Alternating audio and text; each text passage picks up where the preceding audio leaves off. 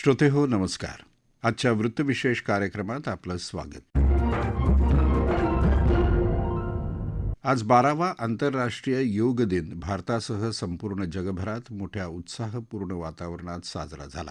पश्चिम बंगालमधल्या कोलकाता इथं आयोजित सोहळ्यात प्रधानमंत्र्यांनी केलेल्या भाषणातील काही निवडक मुद्दे तसंच आज दैनंदिन जीवनमानातला ताणतणाव कमी करण्यासाठी आणि सुदृढ आयुष्यासाठी प्रत्येक व्यक्तीच्या जीवनात योगविद्येचं असलेलं स्थान तसंच आंतरराष्ट्रीय स्तरावर योगविद्येचं वाढलेलं महत्त्व याविषयी तज्ज्ञ व्यक्तींनी केलेलं विवेचन आजच्या वृत्तविशेषमध्ये आपण ऐकणार आहात. श्रोतेहो, योगसाधना ही एक प्राचीन कला असून त्याकडे आपला सांस्कृतिक आणि आध्यात्मिक वारसा म्हणूनही पाहिलं जातं. कार्यकुशलता, मनाच्या भावनांवर अंकुश राखणं आणि सत्याची प्राप्ती याचं साधन असलेल्या योगविद्येला मानवी जीवनात आज अत्यंत महत्त्वाचं स्थान प्राप्त झालं आहे. आंतरराष्ट्रीय योग दिनानिमित्त कोलकाता इथं आयोजित कार्यक्रमात देशवासियांना उद्देशून केलेल्या भाषणात प्रधानमंत्री नरेंद्र मोदी यांनी योगसाधनेचं मानवी जीवनातलं वाढतं महत्त्व यावर प्रकाश टाकला. आज योग केवळ आपल्या वैयक्तिक जीवनशैलीसाठीच नव्हे तर जगाच्या उज्ज्वल भविष्यासाठीही अत्यंत आवश्यक असल्याचं त्यांनी सांगितलं. 21 जून का ये दिन पृथ्वी के कुछ भूभाग पर साल में सबसे लंबी अवधि का दिन होता है और अंतर्राष्ट्रीय योग दिवस के कारण 21 जून का ये दिन विश्व के सबसे बड़े सामूहिक उत्सव का दिन भी बन गया है. विश्व के अलग अलग हिस्सों से योग की एक से एक अद्भुत तस्वीरें आ रही हैं.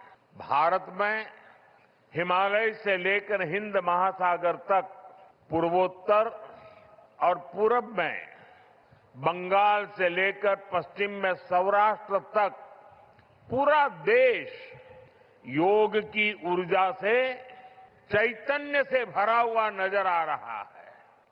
पूरा देश, पूरा विश्व एक दूसरे से जुड़ा हुआ नजर आ रहा है और यही तो योग की ताकत है. योग सबको जोड़ता है, योग सबको साथ लाता है. योग जब स्वभाव में आता है तो वो मानवीय एकता का आधार बन जाता है.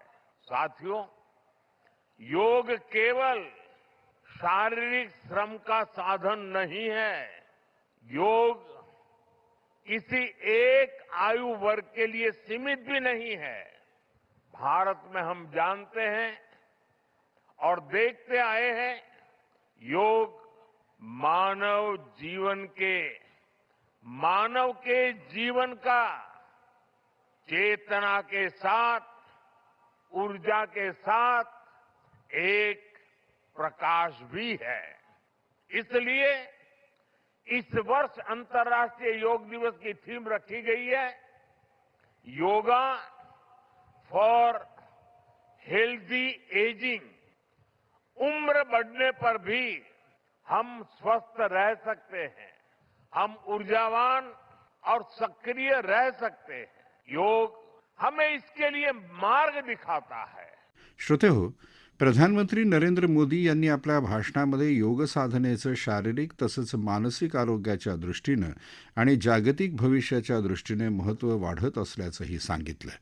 ते म्हणाले, साथियों, गीता में भगवान कृष्ण ने योग के विषय में कहा है, युक्त आहार विहारस्य युक्त चेष्टस्य कर्मसु युक्त स्वप्न अवबोधस्य योगो भवति दुःखः. अर्थात संतुलित आहार विहार से, संतुलित क्रियाओं और कर्मों से, संतुलित नींद और जागने से योग दुखों का नाश करने वाला हो जाता है. ये संतुलन ही योग का आधार है. यही संतुलन हमारे जीवन का आधार भी है. लेकिन ज्यादातर लोग आज इस आधुनिक समय में जीवन के असंतुलन से ही जूझ रहे हैं. बहुत मशक्कत करनी पड़ रही है उनको. योग हमें जीवन को बैलेंस वे में जीने की कला सिखाता है। योग हमें डूज और डोंट सिखाता है और जब हम हमारे शरीर को सही ढंग से चलाना सीख लेते हैं तो स्वास्थ्य हमारा स्वभाव बन जाता है। साथियों, योग केवल हमारे शारीरिक स्वास्थ्य पर ही फोकस नहीं करता।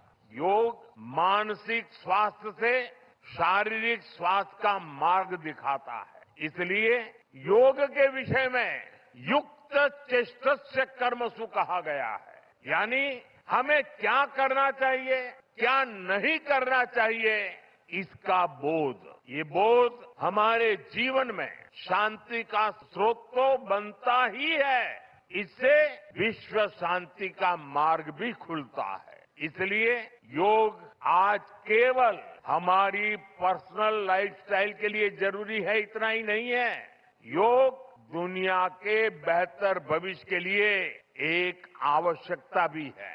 साथियों, अंतर्राष्ट्रीय योग दिवस के अवसर पर करोड़ों लोग योग से जुड़ते हैं, लेकिन आज का ये दिन हमें अपने साझा संकल्प को फिर दोहराने का अवसर देता है। आइए हम संकल्प लें, योग को केवल एक दिवस तक सीमित नहीं रखेंगे, योग को केवल एक कार्यक्रम तक सीमित नहीं रखेंगे, हम योग को अपने जीवन का हिस्सा बनाएंगे, अपने परिवार का हिस्सा बनाएंगे, अपनी आने वाली पीढ़ियों का हिस्सा बनाएंगे। साथियों, इसी दिशा में इस वर्ष योग 365 योग 365 की पहल को भी आगे बढ़ाया गया है।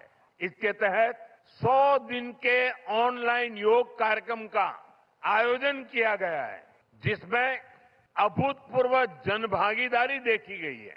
130 देशों के 30 लाख से अधिक लोगों ने इसमें भाग लिया है। साथियों, जब समाज स्वस्थ होगा तब राष्ट्र भी अधिक सक्षम, अधिक समृद्ध और आत्मविश्वासी बनेगा।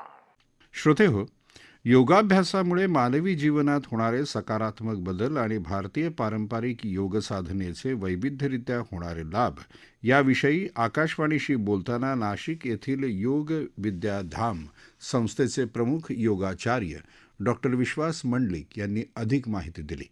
ते म्हणाले, योगाभ्यास केल्यानंतर आपली जी शारीरिक, मानसिक, बौद्धिक आणि खरं म्हणजे आत्मिक सुद्धा क्षमता वाढते. तेव्हा हे सक्षम जगणं हे फार महत्वाचं आहे. ते इतर कुठल्याही उपचाराने होत नाही.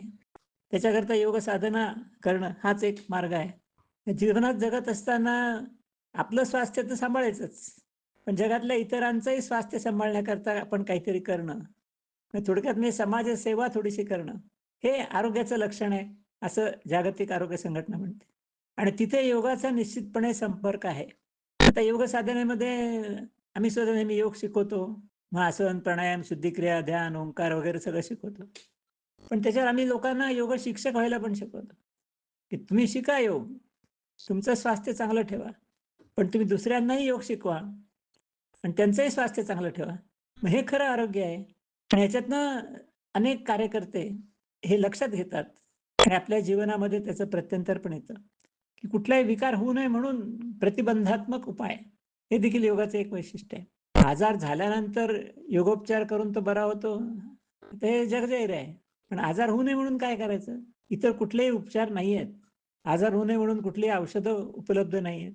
मग काय आहे उपलब्ध? तर योग साधन आहे. तुम्ही नियमित योगाभ्यास केला, हे काही आसनं, प्राणायाम, शुद्धिक्रिया, ध्यान हा सगळा एकदा तज्ञाकडे समजून घेऊन आपण नियमित योगाभ्यास केला तर मग कुठल्याही आजारामधून मुक्त राहू शकतो. त्यामुळे हा सुद्धा एक योगाचा महत्वाचा भाग आहे, की ज्या ठिकाणी इतर कुठली फारशी शास्त्र उपयोगी पडत नाहीयेत. आपल्या क्षमता संवर्धन हा सुद्धा महत्वाचा विषय आहे. तो योगात नसतो. म्हणजे नुसतं तुम्ही निरोगी राहिला, तुमच्या आहे तेवढ्या क्षमता त्याचा वापर करतात, पण या क्षमता हळूहळू कमी होत जातात. त्याच एजिंग असं म्हटलेलं आहे. मग क्षमता कमी व्हायला की आपण काही करू शकत नाही. या क्षमता सांभाळून ठेवणं आणि खरं म्हणजे त्याची वृद्धी करणं हे योगातनं शक्य आहे.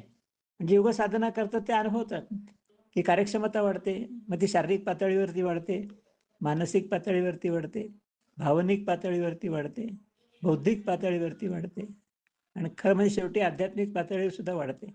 आणि म्हणून मग मानवी जीवनाचं उद्दिष्ट ह्या योगाने सांगितलेलं आहे. जन्ममरणाच्या फेऱ्यातून मुक्ती आणि परमेश्वर स्वरूप होणं इथपर्यंत प्रगती योग साधनेमध्ये होऊ शकते. योग एक तर योग्य पद्धतीने केला पाहिजे आणि योग्य पद्धत म्हणजे पारंपरिक ग्रंथांमध्ये वर्णन केलेली सगळी पद्धत.